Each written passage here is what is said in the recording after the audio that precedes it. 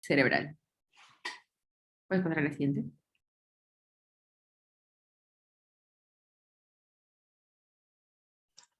Bueno, buenos días con todos. Justo recién me parece que empecé a grabar, se me había olvidado. Bueno, entonces iniciaríamos con dos temas, luego de haber visto el caso. Sería con lo que es anatomía e historia natural. Más que nada hablar entonces de estas hemorragias postraumáticas. Más que nada recordar un poco de lo que hemos visto en clases anteriores, un poco de anatomía, recordar que el cerebro está protegido, ¿no? De cierto modo por todo el cráneo, pero a su vez tiene lo que es el líquido cefalorraquídeo que va a permitir de cierto modo generar cierta amortiguación. Eso también es un poco importante para entender un poco la dinámica. ¿Qué pasa entonces en los accidentes? En estas al final lo que van a generar de cierto modo es tipos de contusiones, hemorragia, daño a nivel cerebral, debido a esta mecánica de movimiento, ¿no? Y que puede, de cierto modo, también generar golpes, contragolpes, con lo que es el mismo cráneo, así como también con diferentes estructuras, ¿no? Entonces, en particular, las áreas que están afectadas en lo que es una hemorragia postraumática, más que nada van a estar relacionadas con lo que es el mismo relieve óseo, más que nada en las que son prominencias de la base del cráneo. Si recordamos un poco, a nivel de la base es como que el relieve más eh, con diferentes prominencias que podrían afectar en caso de que haya un daño, o bueno, en el caso de que esta mecánica del trauma llegue a chocar con estos puntos, ¿no? Más que nada van a generar lo que son estos dos tipos de golpe, que no se puede ver en la imagen, que son un golpe y el otro es un contragolpe, más que nada. Eh, Esto lo que quiere referir a lo que es la mecánica, más que nada, es que a un nivel del golpe, más que nada a nivel donde se ha originado eh, este accidente, y otro nivel del contragolpe, más que nada por la mecánica del cerebro, por este envolvimiento por el líquido cefalorraquídeo, que va a generar de cierto modo eh, una contraposición a este impulso, a esta fuerza inicial, ¿no? Más que nada entonces lo que tenemos que entender es que estas lesiones de golpe, bueno, por golpe, más que nada van a tener algo muy característico, como se observa un poco en la imagen, o que se puede observar un poco en la imagen anterior si retrocedemos, ¿vale? Como un hematoma en el cuero cabelludo, como esta parte que se puede observar en la imagen, las imágenes radiológicas, como este abultamiento a nivel del cuero cabelludo y que podría ser el inicio de esta lesión por golpe, ¿no? A nivel clínico. Y lo que es las lesiones por contragolpe, más que nada, va a ser un poco más complicado de observarlo porque van a ser en lugares alejados o, en el mejor de los casos, a nivel contralateral de la fuerza aplicada, ¿no? Como había mencionado un poco, esto está muy relacionado con lo que es el relieve, la base del cráneo, por lo que las contusiones, relacionando un poco con los polos del cerebro, se pueden encontrar, por ejemplo, contusiones frontales, más que nada los que son a nivel de la base anterior. También se pueden encontrar contusiones temporales ocasionadas por las alas del efenoides, así como también contusiones occipitales, un poco más relacionadas con el hueso occipital, ¿no? Algo interesante a mencionar es de que cómo podríamos reconocer estos tipos de, bueno, en las contusiones mismas, si observamos una tomografía computarizada, podríamos observar algunos signos muy característicos, como son la presencia de sangre y edema. La sangre más que nada se va a ver como una alta atenuación, como un espacio más claro en la tomografía, comparado con lo que es el edema, que podría como no observarse. Eso depende mucho eh, de la mecánica del accidente, del tiempo en sí, en los cuales se podría observar este edema, pero se va a ver más que nada alrededor del espacio donde encontraríamos la sangre, pero con una baja atenuación. Algo muy importante mencionar es de que las clasificaciones, los nombres que pueden recibir pueden variar. Si muy bien ahora estoy mencionando como contusión, por ejemplo, hay una clasificación o bueno, una mención en la cual se indica de que si es que esta presencia de sangre es hasta 2/3 del espacio que ocupa esta lesión, podría expresarse como con el término de un hematoma traumático, en hematoma intraparenquimatoso traumático. Algo que hay que mencionar también es de que estas lesiones, en las cuales se puede observar tanto la sangre como el edema, van a tener lo que es bueno, van a tener una tendencia a lo que es expandirse. Y esto está muy relacionado con el tiempo con el cual haya pasado después de la lesión. Eso más que nada es observable con lo que es como bueno, se le conoce como blossoming, pero bueno, en traducción lo había llegado a mencionar como florecimiento. Es como considerando como que esta lesión es el punto de origen y cómo la sangre, este edema puede expandirse hacia otros, bueno, como un mayor espacio, ¿no? De ahí algunas variables que les puedo mencionar respecto de cómo es el manejo quirúrgico antes de pasarlo con posteriores temas. Más que nada, esto está muy relacionado con algunos aspectos como el volumen que está ocupando la lesión, el estado neurológico que puede presentar el paciente, acá ocasionado de cierto modo, por el daño, por la inflamación misma que puede originarse debido a la sangre acumulada, así como también otros efectos que pueden tener esta en lo que es la fisiología en sí, debido a más que nada por un aumento de la presión intracraneal. También está un poco relacionado con lo que es, por ejemplo, el grado de desplazamiento de la línea media, así como también cierta comprensión cerebral. Hay algunos casos, como por ejemplo el que se puede observar en la tabla, que generan un score para determinar más un poco cómo sería las complicaciones del tratamiento en sí, para darle como que una medida del mismo efecto del traumatismo, que está en uno de los puntos mencionados, ¿no? Más que nada, otro aspecto importante, y diría que el último de esta sección, es reconocer más que nada lo que en nuestro mismo tema nos hablaba, ¿no? Sobre la hemorragia subaracnoidea. En realidad, esta puede ocasionarse por dos situaciones.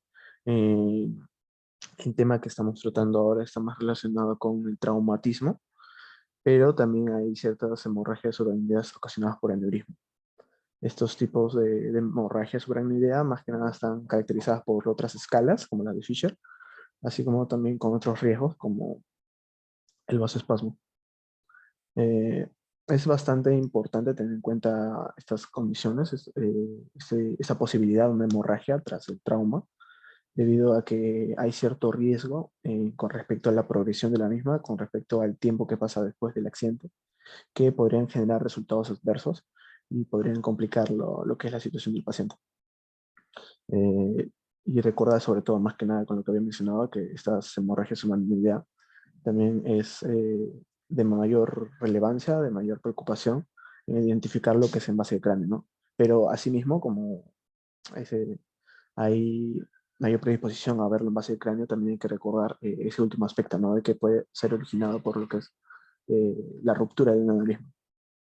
Por lo que en algunos casos también se recomienda lo que es una angiografía para poder tratar de diferenciar ambos casos, ¿no?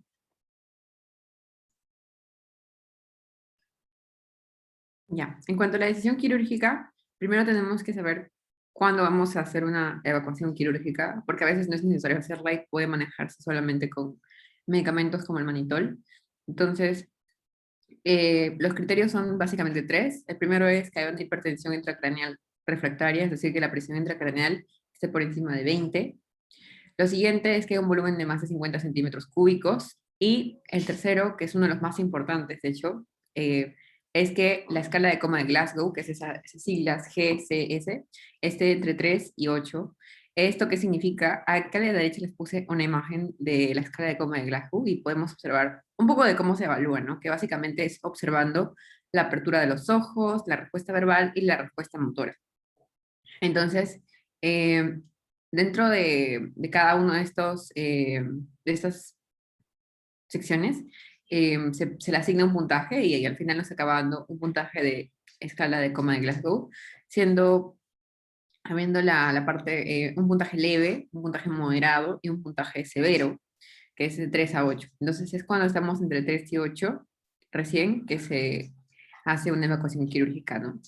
Eh, Además, también debe haber un volumen frontalotemporal mayor a 20 centímetros cúbicos y una desviación de la línea media mayor a 5 milímetros o cisternas comprimidas también podría ser. Entonces, por ejemplo, si recordamos en el caso de este paciente que les presenté al inicio, por ejemplo, nos mencionaba que había una desviación de la línea media de solamente 4 milímetros.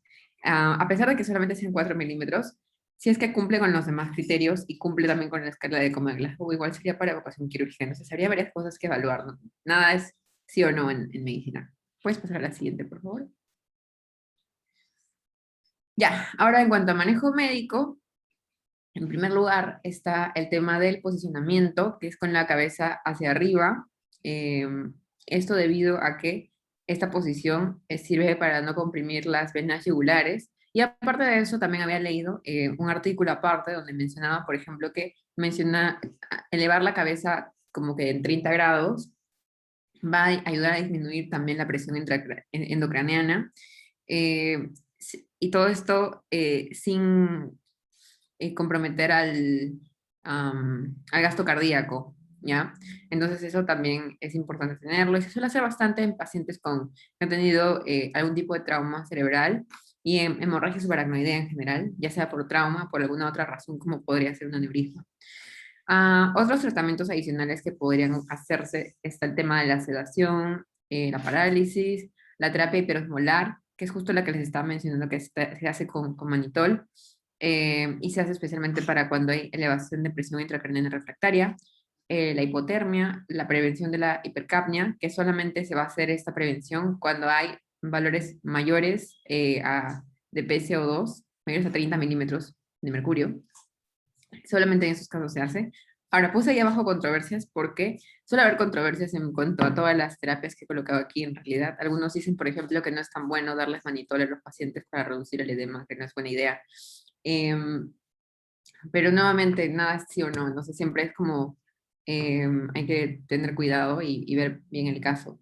Esto lo dicen porque el manitol podría quedarse acumulada en áreas de tipo eh, de la barrera hematoencefálica, entonces eso acabaría siendo más perjudicial para el paciente y podría terminar al contrario de lo que podría terminar exacerbando la presión intracraniana, es decir, hacer que aumente más incluso lo que ya estaba, cuando el objetivo inicial era darle manitol para que disminuyera.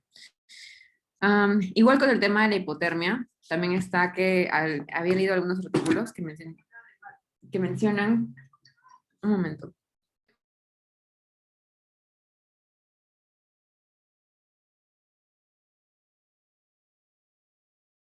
Bueno, ya, siguiendo. En cuanto a la hipotermia, también es otra cosa que suele pasar, pasar que los pacientes tienen fiebre, llegan con fiebre, con hipertermia. Eh, Sería más que nada hipertermia más que fiebre, pero ya saben, a veces hay un poco de confusión allí. Eh, entonces, en esos casos, se les suele dar algún tipo de terapia para que baje su temperatura, porque la hipertermia es un mal indicador de prognosis, indica un mal que pueden acabar estando peor de lo que llegaron, entonces por eso hay que hacerles bajar la temperatura, pero las terapias por hipotermia también son bien controversiales, por eso también no es como que se va a hacer en todos los casos. Eh, y bueno, eso sería. Puedes pasar a la siguiente, por favor. Ya. Ay, pucha. Eh, Se supone que ahí atrás estaba otra imagen y se olvidó ponerle la animación, pero no importa. La más importante es la que está al frente igual. Entonces, cuando vemos outcomes, más que nada es la parte de ver cómo podemos ver una especie de predecir cómo va a resultar el paciente, ¿ya? ¿Ya? Entonces eso es. Eh, Hay una escala que se llama escala de Marshall. ¿Se te puede hacerle un clic más? Ahí está todo detrás. Ya, bueno, no importa. Ahí salía el nombre. La cosa es que la escala de Marshall es la que está detrás. No le des clic aún. No. La escala de Marshall es la que aparece detrás y fue desarrollada hace bastante tiempo. Y es lo mismo que esta escala que les puse al frente, que se llama de Rotterdam. Es lo mismo, solamente que le han adicionado dos cosas a la de Rotterdam y por eso se le considera un mejor modelo de prognosis para el trauma endocraniano, porque se le adicionan que haya una presencia o ausencia de lesión por hematomas epidurales, o igual que haya una hemorragia subaracnoidea o no la haya. Entonces, de acuerdo a esos criterios, también se puede añadir un mayor valor predictivo, y por eso es que se prefiere utilizar la escala de Rotterdam, que es la que ven ahí, antes que perdón, la escala sí, la de Rotterdam, antes que la de Marshall, que es la que está atrás. Bueno, acá hubo un error en la diapositiva, me disculpa por eso. De ahí, otra cosa que hemos estado viendo, puedes darle un clic más, es el uso de nuevas medicaciones, o más que nuevas medicaciones, nuevos usos de las medicaciones que ya tenemos para reducir el daño cerebral o mejorar la reparación, que la reparación sea más eficiente. Entonces, en este caso, por ejemplo, he colocado el nimodipino, que es un bloqueador de canales de calcio, que ha sido también, se usa a veces en, en el tratamiento de las hemorragias subaracnoideas, porque, sobre todo, sí, en general se suele utilizar. Por ejemplo, aquí les he colocado, en el caso de rupturas de aneurismas, pero también se puede utilizar para el caso de trauma.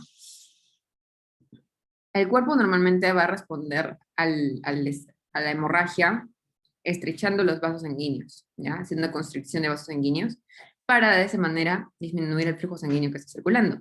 Pero cuando esa hemorragia es en el cerebro, detener o mejor dicho, disminuir el flujo sanguíneo, lo que va a hacer es que haya más daño cerebral. Entonces, lo que hace el nimopidino es relajar estos vasos sanguíneos, sino que hay una vasodilatación en los vasos sanguíneos cerebrales para que de esta manera la sangre pueda circular más fácilmente.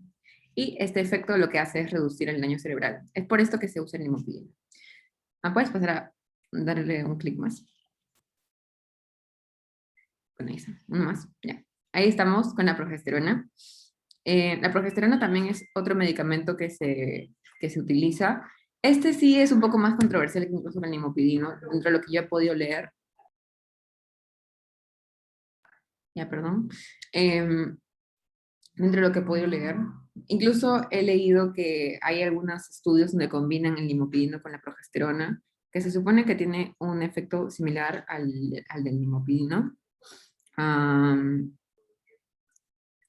Pero eso es mucho más controversial que el nimopidino incluso, así que no se utiliza tanto.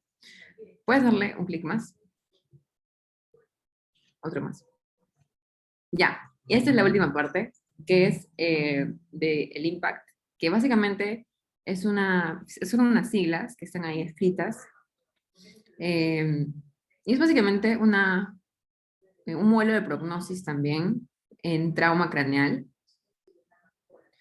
Y sirve para evaluar también los clinical trials que se estén haciendo en el mundo. Y este modelo usa las características del paciente y también las características de las radiografías o de las tomografías que se hacen o de las resonancias magnéticas para poder determinar el outcome del paciente. Y esto me pareció súper interesante, especialmente porque nos dan incluso en esta página, que es una página gratis, que todo el mundo puede entrar, eh, puedes colocar ahí los datos del paciente y todo, y te lanza más o menos como cuál es el outcome del paciente, el posible outcome, ¿no? ¿Qué tan posible es que es mejor, si es necesario evacuación quirúrgica? Entonces, ahí está, el link es ese que está ahí, tbi-impact.org, por si a alguien le interesa chequearlo. La verdad es que yo no lo he chequeado también, pero por ejemplo ahí dice Go to Prognostic Calculator, entonces ahí como que podrían evaluar ese tipo de cosas. Me parece una herramienta que sería útil incluso también para los mismos neurocirujanos, por si es que quieren una opinión aparte de la que ya tienen basándose en lo que han estudiado. Entonces, eso sería todo en cuanto a esta parte.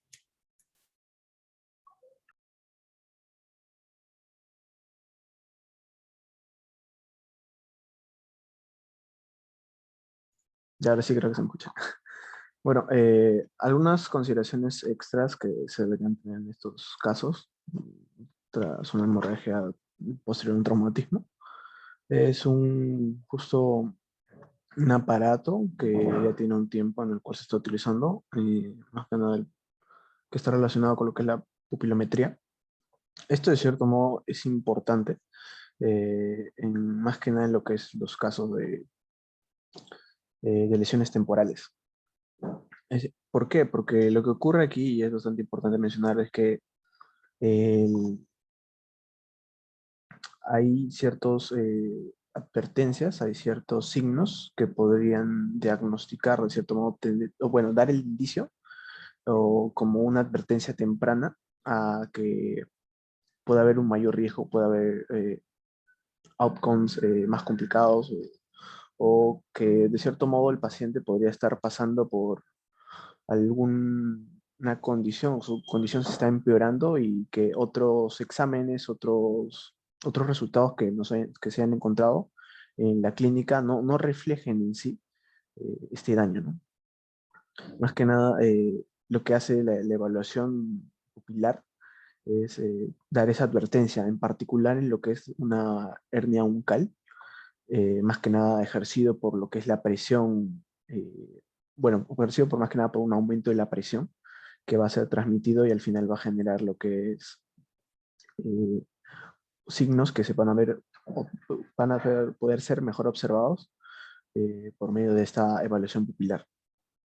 Más que nada, esta evaluación va a medir lo que son o va a tener como ciertas variables, que son el tamaño pupilar, los porcentajes de cambio, los tiempos de latencia, la velocidad de construcción y dilatación, que más que nada van a permitir de cierta forma eh, una, una señal una señal temprana de esta complicación.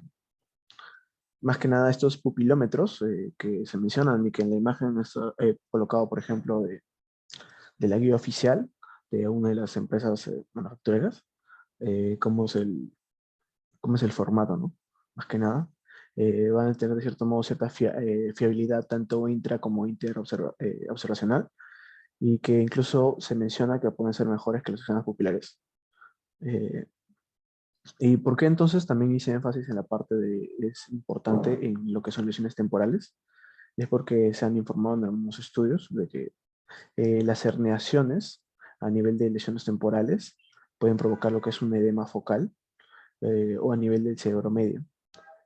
Pero acá es importante, ¿por qué? Porque estos edemas no van a generar un aumento en la presión intracraneal, por lo que se podría considerar entonces, sin estos equipos, que el paciente estaría mejorando o que podría no tener ninguna otra complicación, ¿no? Pero no es el caso, ¿no? Bueno, continuando con lo que es el manejo quirúrgico, más que nada hay que mencionar de que estas contusiones parenquimatosas, como se ha ido un poco mencionando a lo largo de la exposición tienen cierto efecto de masa que entre algunas de las consecuencias que puede generar son un deterioro neurológico progresivo. Más que nada, ¿por qué? ¿O a causa de qué? Más que nada por este aumento de la presión intracraneal, pero también relacionado con la lesión. Hay ciertos criterios que están relacionados con lo que es, bueno, directrices para el tratamiento de estas hemorragias producidas por traumatismo. Algunos de estos criterios que nos mencionan, les puedo mencionar estos tres, los cuales que son la primera, ¿no? Como hablé, las contusiones parenquimatosas que generan un cierto efecto de masa, pero también a nivel ya cuantitativo se podría mencionar que ciertas lesiones frontales o temporales que tengan un volumen mayor a lo que es 20 centímetros cúbicos, o también lesiones de más de 50 centímetros cúbicos, y además que tengan lo que es en la escala Glasgow una puntuación menor a 9. Teniendo eso en cuenta, entonces ya pasaríamos con lo que es la discusión del caso.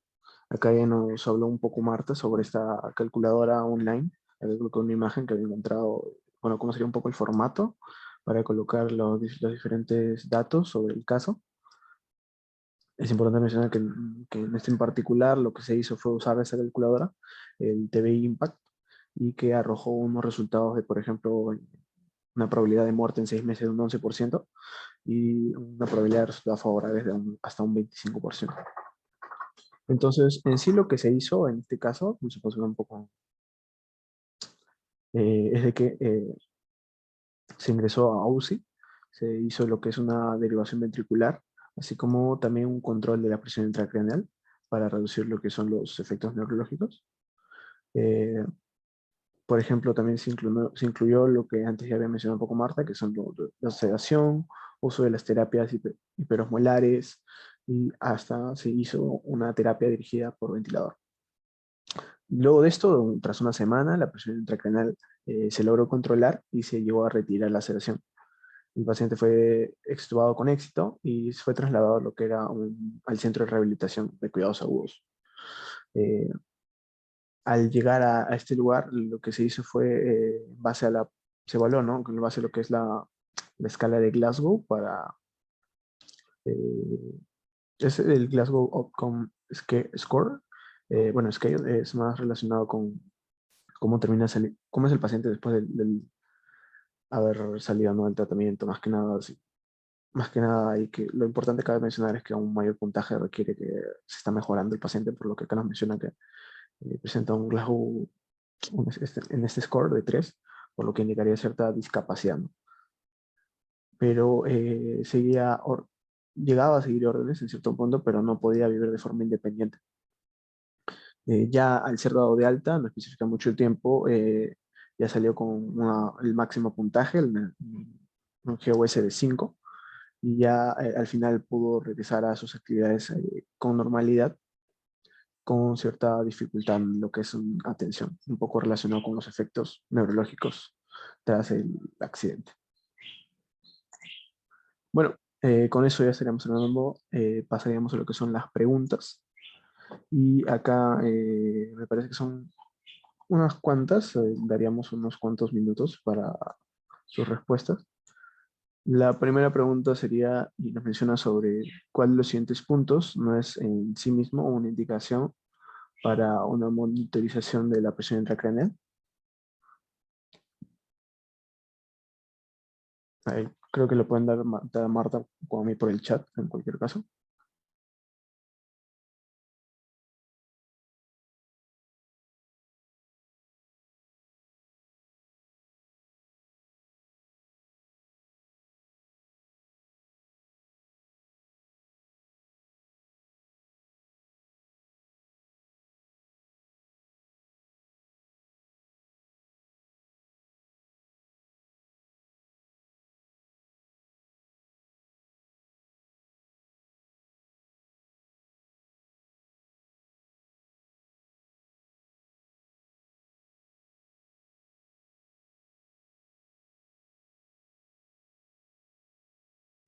Ok, bueno, en esta primera pregunta, algo que ya nos podría quedar para la vida un poco, esto está más relacionado con lo que es las directrices que había mencionado un poco antes. Y para entonces profundizar en este aspecto, la respuesta correcta en sí era sobre presencia de contusiones temporales. Digamos que este en sí no es una indicación para monitorizar lo que es la presión intracraneal. Como había mencionado un poco, hay ciertas complicaciones relacionadas a este mismo, y de que en sí incluso no podría, bueno, hay ciertos casos en los cuales hay cierto empeoramiento del paciente, pero la presión intracraneal se mantiene normal.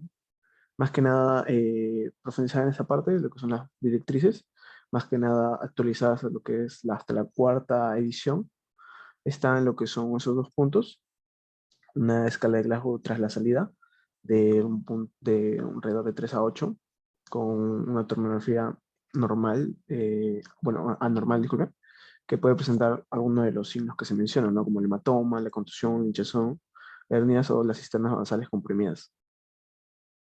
Y otro punto también que se menciona de indicaciones para motorización son que esta tomografía puede ser normal, pero que tenga alguno de, bueno, al menos dos o más criterios de riesgo, como son lo que es una edad mayor a 40, postura motora unilateral o bilateral, así como también una presión sistólica menor a 90 milímetros de mercurio en lo que son pacientes graves. ¿Ok? Esto está un poco relacionado con la imagen, pero bueno, es importante tener en cuenta. Así como también invitarlos, ¿no?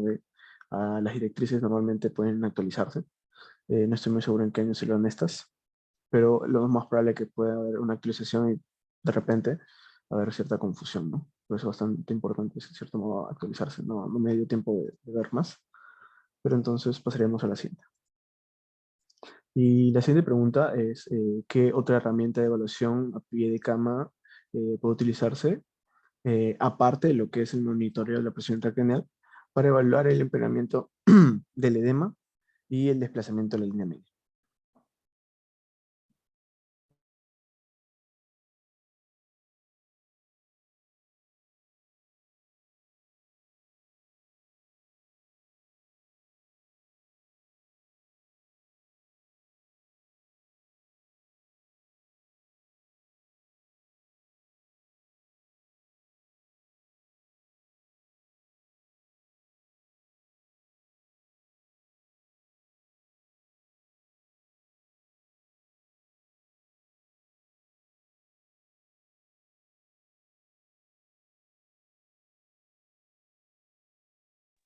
Bueno, en esta parte ya justo lo había hablado, una de las consideraciones extra que se debería tener justo, y que estaba muy relacionado con con la presencia del edema y los efectos que podría tener.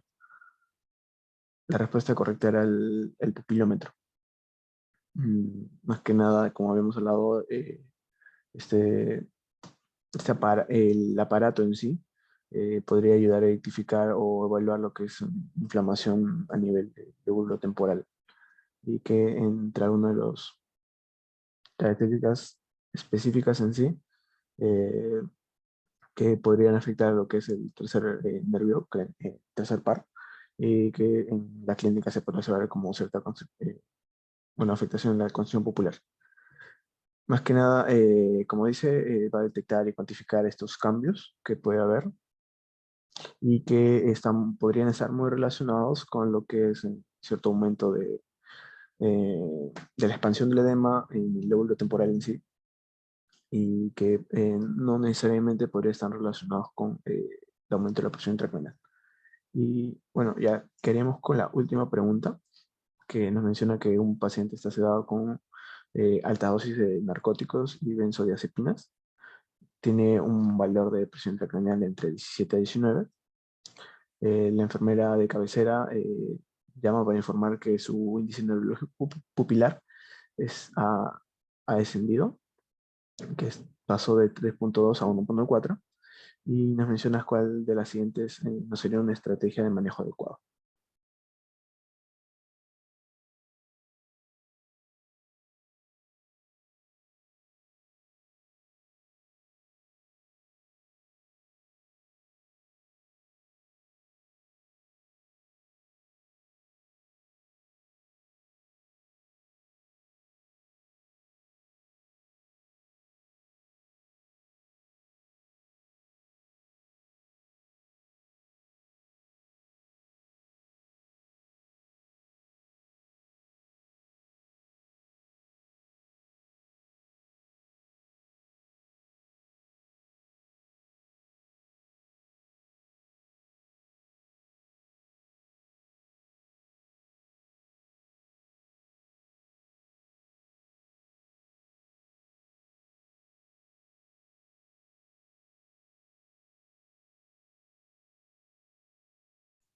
Ok, bueno, ya esta última pregunta, si me equivoco, hablaría entonces en un pequeño caso, está muy relacionado con el que he mencionado unas cuantas veces.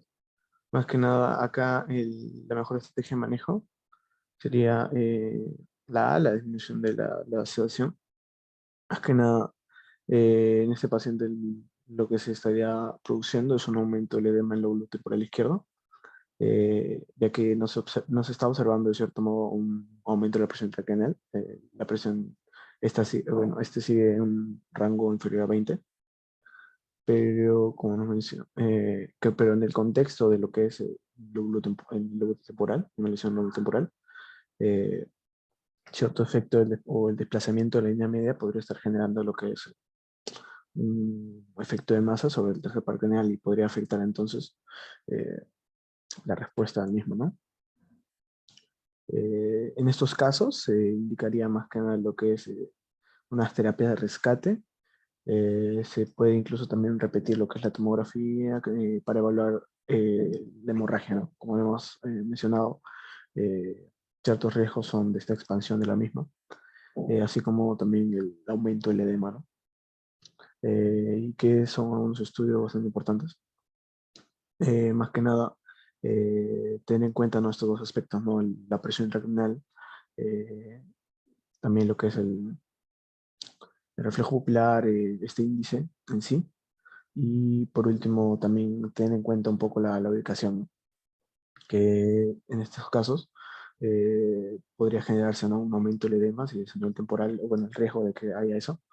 Pero también es importante porque en lo que es base de cráneo, también podría haber ciertas confusiones con lo que es una ruptura de aneurisma, que también podría ocurrir, o bueno, puede desencadenarse tras el accidente.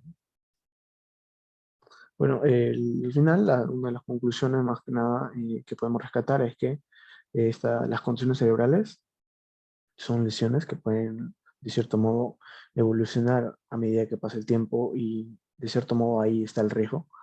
Eh, la monitorización de la presión intracraneal, así como de las imágenes, es bastante importante para generar un seguimiento, para así identificar posibles riesgos, posibles complicaciones.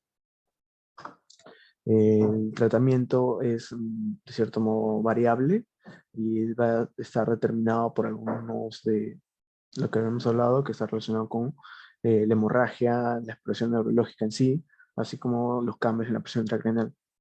Y por último voy a mencionar este pupilómetro, que es bastante interesante, bastante importante su uso, que puede detectar lo que son aumentos tempranos en edema, ¿no? Más que nada en lo que son contusiones o daño expresado a nivel del lóbulo temporal. Eso sería todo. Muchas gracias.